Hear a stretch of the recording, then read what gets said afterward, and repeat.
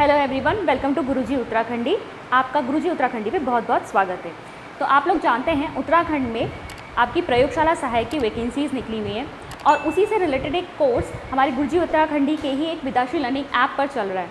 तो अगर आप भी अपनी प्रयोगशाला सहायक की तैयारी अच्छी तरह से करना चाहते हैं तो आपको बस एक काम करना है, आपको गूगल प्ले स्टोर से जाकर विदाशी लर्निंग ऐप को डाउनलोड करना है और वहाँ पर आपको इस कोर्स की डिटेल्स देखनी है।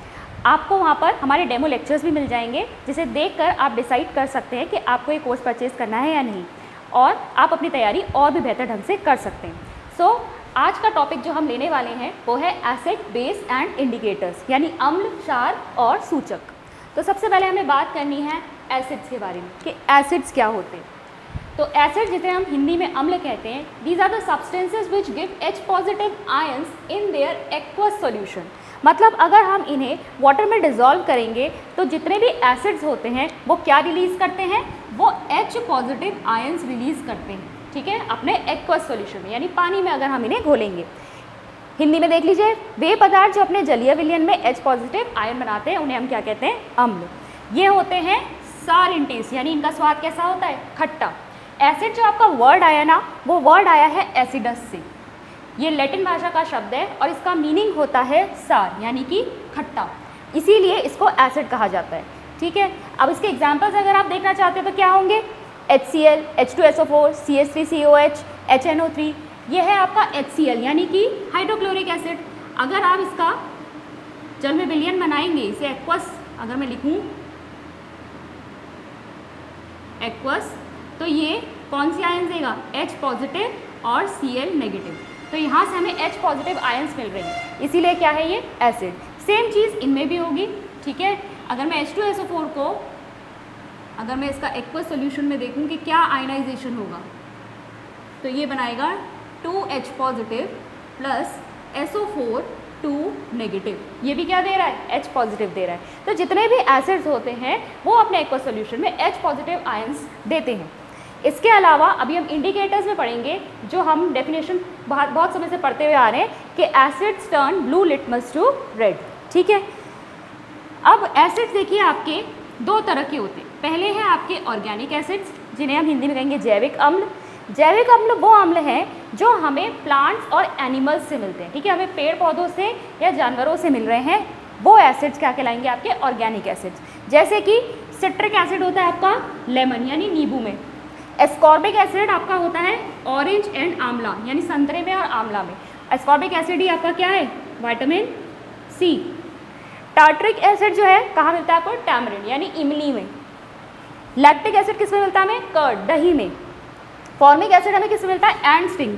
चींटी जब काट लेती है तो बहुत एकदम से इरिटेशन होने लगती है, जलन मचने लगती है। वो किस लिए, क्योंकि जब वो डंक मारती है तो फॉर्मिक एसिड वहाँ पे रिलीज़ करती है और ये एसिड की वजह से हमको इरिटेशन होती है, ठीक है। दूसरे होते हैं आपके मिनरल एसिड्स। मिनरल एसिड्स या खनिज अम्ल, तो इन्हें ये हमें कहाँ से मिलेंगे, ये हमें खनिज से प्राप्त होते हैं, यानी जो सल्फेट्स, क्लोराइड्स वगैरह जो मिनरल्स हमारे अर्थ क्रस्ट में मौजूद है, ठीक है, ये उस तरीके के हमारे अम्ल हैं, सल्फेट्स, क्लोराइड्स वगैरह से मिले। जैसे कि H2SO4 सल्फ्यूरिक एसिड हो गया, HNO3 नाइट्रिक एसिड हो गया आपका, HCl हाइड्रोक्लोरिक एसिड हो गया। ये हैं आपके मिनरल एसिड्स। अब बात करते हैं बेस की। बेस यानी कि क्षारक। क्षारक क्या होते हैं, substances which give OH negative ions in their aqueous solution, ठीक है। तो ये क्या करते हैं, अपने एक्वस सॉल्यूशन यानी अपने जलीय विलयन में OH नेगेटिव आयंस देंगे, ठीक है, हाइड्रोक्साइड आयंस देंगे। और ये कैसे होते हैं, स्वाद में कड़वे होते हैं, बिटर इन टेस्ट। अब देखिए एग्जाम्पल्स हैं इसमें, sodium hydroxide KOH, MgOH whole twice, CaOH whole twice, ठीक है। Sodium hydroxide, potassium hydroxide, magnesium hydroxide, calcium hydroxide. अगर मैं इसका आयनाइजेशन करूँ, चलिए सोडियम का करते हैं, NaOH का, अगर हम एक्वस सॉल्यूशन ले तो इसकी आयंस क्या बनेंगी, Na positive plus OH negative. ये OH नेगेटिव दे रहा है, ठीक है। ऐसे आप Mg का कर सकते हैं, मैग्नीशियम का MgOH होल ट्वाइस, ठीक है, ये है हमारा मैग्नीशियम हाइड्रोक्साइड। अगर मैं इसका एक्वस सॉल्यूशन लूँ तो किस में टूटेगा, ये Mg2 positive plus twice OH negative. ये भी क्या दे रहा है, 2 हाइड्रोक्साइड आयंस दे रहा है, ठीक है। तो हम देख रहे हैं कि एसिड्स आप कब कहेंगे, जब वो अपने जलीय विलयन में H पॉजिटिव आयंस देंगे, और बेस आप कब कहेंगे, जब अपने जलीय विलयन में वो सब्सटेंस OH नेगेटिव आयंस देगा। तो ये हो जाते हैं आपके बेस। अब बेस में भी एक चीज़ आपकी आती है क्षार, यानी कि एल्कली। एल्कली क्या होती है, वे क्षारक जो जल में घुलनशील होते हैं, क्योंकि सारे बेसिस जो हैं वो जल में नहीं घुलते, सारे बेसिस डिजोल्व नहीं हो सकते वाटर में, कुछ बेसिस होते हैं जो वाटर में डिजोल्व हो सकते हैं, और जो बेसिस वाटर में डिजोल्व हो सकते हैं उनको हम कहते हैं एल्कली। ठीक है, तो यहाँ से आपका एक स्टेटमेंट और निकल के आता है, वो क्या है कि all alkalis are bases but all bases are not alkali.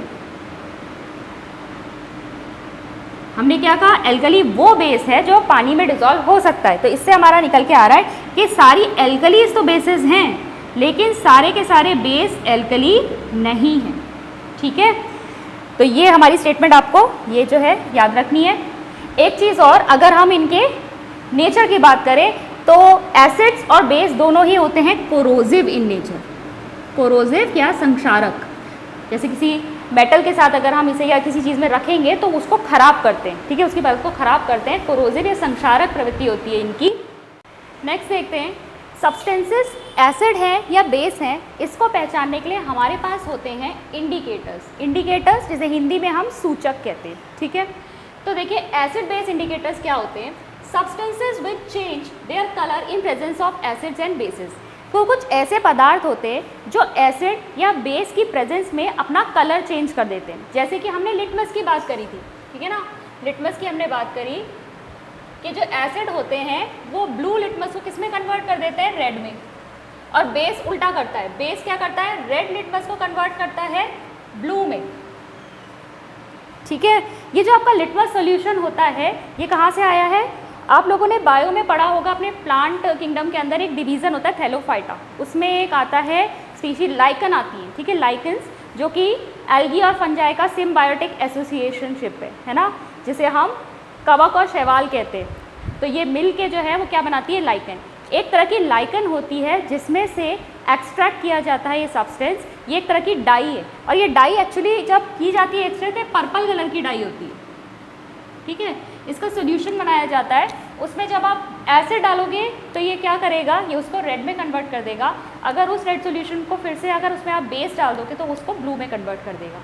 तो लिटमस सोल्यूशन जो है एक्चुअली देखा जाए तो हमें ऑर्गेनिकली एक प्लांट से प्राप्त हो रहा है। ठीक है, तो जो एसिड बेस इंडिकेटर्स हैं आपके, वो आपके दो तरह के होते हैं, नेचुरल इंडिकेटर्स और सिंथेटिक इंडिकेटर्स।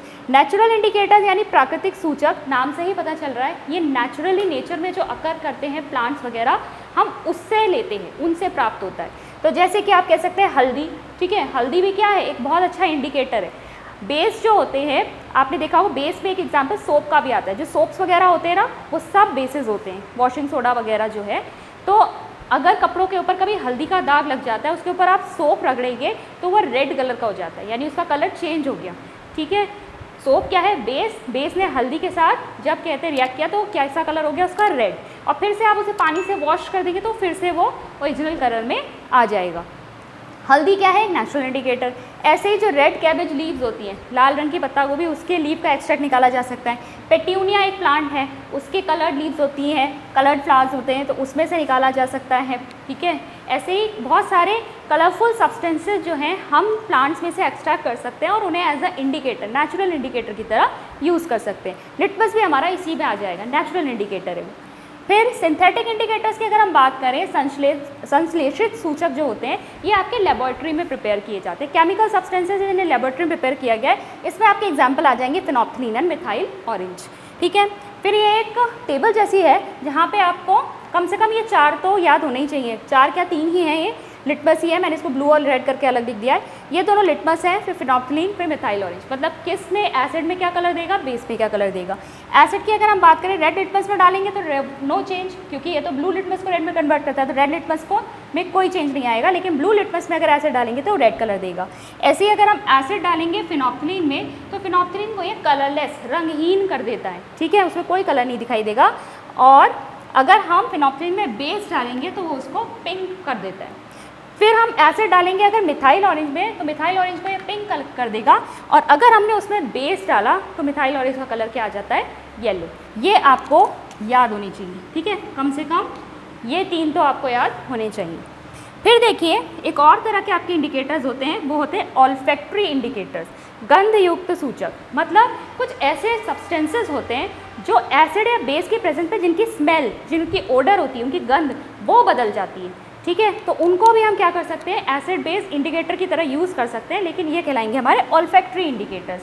इसमें आपके एग्जाम्पल आ जाते हैं जैसे कि अनियन हो गया, क्लोव यानी कि लौंग हो गया, वेनीला हो गया। क्या किया जाता है, अनियन को जैसे आपने छोटे छोटे टुकड़ों में काटा, एक हैंकी में उसको आपने बांध के थोड़ा सा वेट करके रख दिया, थोड़े समय में वो हैंकी में उसकी स्मेल आ जाएगी, फिर हम उसको क्या कर सकते हैं, एज एन इंडिकेटर यूज़ कर सकते हैं, उसकी ऑर्डर एसिड और बेस के प्रेजेंस में चेंज होने लगती है, ठीक है। तो ये है आपका इंडिकेटर्स का टॉपिक। अब हम बात करते हैं केमिकल प्रॉपर्टीज़ की एसिड्स और बेस की। तो केमिकल प्रॉपर्टीज़ देखते हैं हम एसिड्स और बेसिस की। सबसे पहले इसमें हम देखेंगे reaction of acid with metal, यानी कि एक धातु के साथ अम्ल किस तरीके से अभिक्रिया करता है। तो देखिए बेसिक आपको एक याद रखना है कि metal plus acid gives salt plus hydrogen gas, यानी धातु और अम्ल की अभिक्रिया कराएंगे तो हमें मिलेगा लवण और हाइड्रोजन गैस इसमें लिबरेट होगी।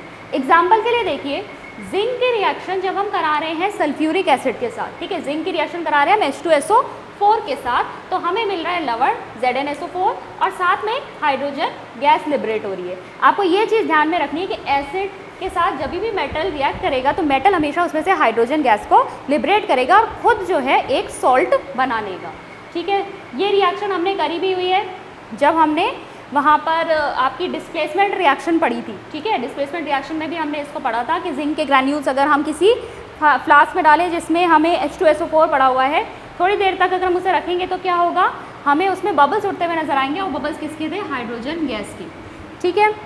इसी तरीके से अगर हम एक बेस की बात करें कि बेस धातु के साथ कैसे रिएक्ट करता है, तो यहाँ पर अब हमारा मेटल वही है Zn, लेकिन हमने बेस यहाँ पे ले लिया है सोडियम हाइड्रोक्साइड। सेम चीज़ बनेगी, फॉर्मूला यही रहेगा, metal plus base gives salt plus hydrogen gas, यानी हमें एक लवण मिलेगा और साथ में हाइड्रोजन गैस इसमें उत्सर्जन होगा इसका। अब देखिए लेकिन जो सॉल्ट बनता है वो थोड़ा सा कॉम्प्लेक्स होता है। ये सॉल्ट यहाँ पे बना है Na2ZnO2, ये है हमारा सोडियम जिंकेट, ये नाम है इसका, सोडियम जिंकेट, ठीक है। और ये क्या है हमारा जिंक सल्फेट, जिंक सल्फेट। लवण क्या होता है, जो एक कैटाइन और एक एनाइन से मिलकर बनता है उसे हम लवण कहते हैं। तो यहाँ पर एक लवण बन रहा है और साथ में हाइड्रोजन गैस लिबरेट हो रही है। तो ये है हमारी एसिड और बेस की रिएक्शन मेटल के साथ। अब एक चीज़ आपको ध्यान रखनी है कि लेबोरेटरी में हाइड्रोजन गैस लिबरेट हुई है, उसका आप टेस्ट कैसे करते हैं। हाइड्रोजन गैस का टेस्ट किया जाता है कि अगर आप जो जिस टेस्ट ट्यूब में से, जिस ट्यूब में से अगर हाइड्रोजन गैस आ रही है उसके पास अगर बर्निंग मैचस्टिक या कोई बर्निंग स्प्लिंटर लेके जाएंगे तो वो पॉप साउंड के साथ जलता है, ठीक है। पॉप साउंड से बर्न होती है आपकी हाइड्रोजन गैस। ये लेबोरेटरी टेस्ट है, बर्न्स विद पॉप साउंड, ठीक है। नेक्स्ट है आपका reaction of acids with metal carbonate and metal hydrogen carbonate. Hindi में इसीलिए नहीं लिखा है क्योंकि सेम नाम वही रहेंगे, कुछ चेंज होने वाला नहीं है, ठीक है। अम्ल की अभिक्रिया हम किसके साथ करा रहे हैं, मेटल कार्बोनेट धातु कार्बोनेट के साथ करा रहे हैं, और धातु हाइड्रोजन कार्बोनेट। हाइड्रोजन कार्बोनेट को ही हम बाई कार्बोनेट भी कहते हैं, ठीक है। हाइड्रोजन कार्बोनेट बोल लीजिए या बाई कार्बोनेट बोल लीजिए, दोनों एक ही चीज़ है। अब सबसे पहले तो देखिए, पहले हम ये देख लेते हैं मेटल कार्बोनेट होता क्या है। मेटल और कार्बोनेट, कार्बोनेट ग्रुप आपका कौन सा है, CO3 2 नेगेटिव, ये होता है आपका कार्बोनेट ग्रुप। साथ में आपको एक मेटल लगाना है, ठीक है। तो आपका मेटल हम सोडियम ले लेते हैं, तो क्या बन सकता है यहाँ पर, सोडियम कार्बोनेट Na2CO3, ठीक है। ये हमने जब फॉर्मूले बनाना सीखा था तो हमने वहाँ पे कर रखा है कि फॉर्मूला हम कैसे बनाएंगे। Na2CO3 क्रॉस मल्टीप्लाई करते हैं। ऐसे ही मेटल हाइड्रोजन कार्बोनेट की बात हो रही है, तो हाइड्रोजन कार्बोनेट के लिए आपका आयन कौन सा होता है, हाइड्रोजन कार्बोनेट होता है ये HCO3 नेगेटिव। इसके साथ हम सॉल्ट बनाएंगे तो कैसा आएगा, सोडियम के साथ बनाना है तो NaHCO3, ये बन गया हमारा सोडियम बाई कार्बोनेट या सोडियम हाइड्रोजन कार्बोनेट। अब देखिए रिएक्शन कैसे हो रही है, मेटल कार्बोनेट या मेटल बाई कार्बोनेट हमने ले लिया। सबसे पहले हम मेटल कार्बोनेट की रिएक्शन देख रहे हैं। Na2CO3 की रिएक्शन जब हम किसके साथ कराएंगे, अम्ल के साथ कराएंगे, तो हमें मिलेगा एक लवण कार्बन डाइऑक्साइड गैस और वाटर। तो यहाँ पर देखिए लवण हमें कैसे मिलेगा, यहाँ सोडियम है, यहाँ क्लोराइड आयन है, ये दोनों मिलके बना लेंगे लवण NaCl, साथ में CO2 गैस और वाटर ऐसा का ऐसा ही रहेगा। यानी आपको ये चीज़ तो याद रखनी ही है कि CO2 और H2 तो आना ही है, बस यहाँ पर सॉल्ट कौन सा बनेगा वो आपको आइडेंटिफाई करना है रिएक्शन से, ठीक है। सेम चीज़ आपकी बाइकार्बोनेट के साथ भी है, सेम आपके प्रोडक्ट्स रहेंगे, सॉल्ट बनेगा, कार्बन डाइऑक्साइड वाटर बनेगा, ये तो आप ऐसे के ऐसे ही लिख देंगे। सॉल्ट कौन सा बनेगा ये देखना है आपको, तो यहाँ से देख लेंगे। फ़र्क इन दोनों रिएक्शंस में सिर्फ आपकी बैलेंसिंग का है, ठीक है, बाकी नहीं तो सेम रहेगा। अब देखिए यहाँ पर हम बात कर रहे हैं CO2 की। CO2 गैस जो लिबरेट हो रही है इसका टेस्ट कैसे किया जाता है। सबसे पहली चीज़ तो ये है कि CO2 जो है बर्निंग मैच स्टिक या बर्निंग कैंडल आप उसके सामने लेके जाएंगे तो वो उसको एक्सटिंग्विश कर देती है, बुझा देती है, ठीक है। लेकिन अगर हमें एक शॉर्ट टेस्ट करना है तो टेस्ट फॉर CO2 लेबोरेटरी में होता है कि CO2 turns lime water milky, ठीक है। लाइम वाटर क्या होता है आपका CaOH होल ट्राइस, लाइम वाटर, और इसी को अगर आप याद करेंगे तो क्या है ये आपका स्लेक्ड लाइम, ठीक है। स्लेक्ड लाइम यानी कि लाइम वाटर में अगर आप CO2 डालेंगे तो ये क्या हो जाएगा, ये इसको मिल्की कर देगा, यानी कि यहाँ पर क्या होगा वाइट कलर का PPT आ जाता है CaCO3 का, ठीक है। CaCO3 का PPT कैल्शियम कार्बोनेट का आता है और साथ में H2O इसमें बनता है, यानी कि जल बनेगा। अब देखिए हमने ये रिएक्शन कब पढ़ी थी, वाइट वॉशिंग के टाइम पे। वाइट वॉशिंग के टाइम पे हमने क्या देखा था कि जो आपका चूना होता है CaO कैल्शियम ऑक्साइड, उसको पानी में डाला जाता है, एक बाल्टी में उसको घोल देते हैं और उसके बाद उसको रख देते हैं, ठीक है। फिर उसको छू नहीं सकते, उसको बहुत गर्म हो जाता है, बबल्स उठने लगते हैं उसमें, उसको छोड़ दिया जाता है। जब वो ठंडा होता है तब उससे फिर वाइट वॉशिंग होती है, ठीक है। क्या बनता है इससे, जब ये CaO क्या क्विक लाइन था, ये हमारा क्विक लाइन यानी कि बिना बुझा चूना H2O के साथ रिएक्शन करी, हमारा क्या बना स्लेक्ड लाइन, ठीक है, स्लेक्ड लाइन बुझा हुआ चूना। इसी की वाइट वॉशिंग की जाती है दीवारों पर। जब दीवारों पे वाइट वॉशिंग की जाती है तो फिर ये CaOH होल ट्वाइस क्या करता है, एटमॉस्फेरिक कार्बन डाइऑक्साइड का, जो एटमॉस्फेयर में हवा में जो कार्बन डाइऑक्साइड है उसके साथ रिएक्ट करता है और ये बनाता है CaCO3 कैल्शियम कार्बोनेट, चूना पत्थर, ये आपका मार्बल जो होता है उसका फॉर्मूला भी है। इसीलिए वाइट वॉशिंग करने के 1-2 दिन बाद उस पर एक सफ़ेद रंग की चमक आती है, ठीक है, क्योंकि 1-2 दिन में ये रिएक्शन होने में टाइम लगता है। H2O जो है वो तो इवापोरेट हो जाएगा, कैल्शियम कार्बोनेट जो है दीवार के ऊपर एक वाइट कलर की फिनेस दे देता है, ठीक है, चमकदार बना देता है उसको। तो ये रिएक्शन आपकी वहाँ यूज़ होती है। पर अगर हमें CO2 का यहाँ पर टेस्ट करना है तो हम क्या करेंगे, एक टेस्ट ट्यूब में हम थोड़ा सा लाइम वाटर लेंगे, कलरलेस होता है, उसके बाद हम इसको कार्बन डाइऑक्साइड उसमें डालेंगे तो कार्बन डाइऑक्साइड क्या कर देगा, यहाँ पर वाइट कलर का PPT देगा, यानी पूरा का पानी जो है आपका वाइट कलर का आपको दिखाई देगा। तो वो क्या टेस्ट करेगा कि प्रेजेंस ऑफ कार्बन डाइऑक्साइड। इसके अलावा कुछ और रिएक्शंस देखते हैं। नेक्स्ट देखते हैं कि एसिड और बेस आपस में एक दूसरे के साथ कैसे रिएक्ट करते हैं। वैसे इस रिएक्शन को हमने टाइप्स ऑफ रिएक्शन वाले वीडियो में भी डिस्कस किया था। न्यूट्रलाइजेशन रिएक्शन यानी उदासीनीकरण अभिक्रिया, कि एक एसिड और बेस मिलकर बनाते हैं सॉल्ट और वाटर, यानी अम्ल और क्षारक बनाएंगे लवण और जल। तो देखिए एसिड हमने ले लिया HCl, ठीक है, बेस हमने ले लिया NaOH सोडियम हाइड्रोक्साइड, ये क्या बनाएंगे, ये बना लेगा एक सॉल्ट NaCl और साथ में मिलेगा हमें वाटर यानी कि जल। तो ये है आपकी उदासीनीकरण की प्रक्रिया। अब इस रिएक्शन में बहुत ज़्यादा हीट लिबरेट होती है, इसीलिए ये क्या है एक्सोथर्मिक, यानी जो न्यूट्रलाइजेशन रिएक्शन होती है उसमें बहुत ऊष्मा निकलती है, इसीलिए इसे ऊष्माक्षेपी अभिक्रिया कहते हैं, ठीक है। नेक्स्ट है आपका reaction of metal oxides with acid. Metal oxide क्या होगा, मेटल और उसका ऑक्साइड, यानी मेटल हमने लिया, देखिए यहाँ पे कॉपर ऑक्साइड लिया, कॉपर हमारा एक मेटल है, एक धातु है, और धातु का ऑक्साइड हमने बना लिया, यानी कॉपर ऑक्साइड हो गया ये। अब कॉपर ऑक्साइड की रिएक्शन जब हम एसिड के साथ कराएंगे यानी अम्ल के साथ कराएंगे तो हमें मिलेगा एक लवण CuCl2 और साथ में मिल रहा है हमको जल, ठीक है। तो ये है हमारा मेटल ऑक्साइड और ये है हमारा acid. Metal oxide plus acid salt और वाटर दे रहा है। और ऊपर की अभिक्रिया में ज़रा ध्यान दीजिए, यहाँ भी हमने यही किया था कि एसिड प्लस बेस से हमें प्रोडक्ट यही मिल रहे थे, सॉल्ट और वाटर यहाँ भी मिल रहा था, यहाँ भी सॉल्ट और वाटर मिल रहा था। यहाँ पर देखिए इन दोनों को कंपेयर करें, एसिड यहाँ भी प्रेजेंट है, एसिड यहाँ भी प्रेजेंट है। क्या चीज़ बदली है, बदली है केवल यहाँ पर बेस की जगह पे आ गया है मेटल ऑक्साइड, लेकिन प्रोडक्ट हमें सेम मिल रहा है। इसीलिए कहते हैं कि metal oxides are basic in nature.